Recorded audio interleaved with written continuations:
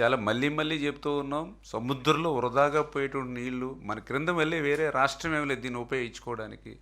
100 సంవత్సరాల నుంచి ఇంకా చెప్పాలంటే ఇప్పుడు ఏదైతే మన ధవళేశ్వరం నుంచి ప్రతి సంవత్సరం సముద్రంలో వృధాగా పోతూ ఉంది. ఎప్పుడో కాటన్ మహాశయుడు కట్టాడు ధవళేశ్వరం బ్యారేజ్. ఆయన ధవళేశ్వరం బ్యారేజీ కట్టడం వల్లే ఈరోజు మా గోదావరి జిల్లాలు పచ్చగా ఉంటూ ఉన్నాయి.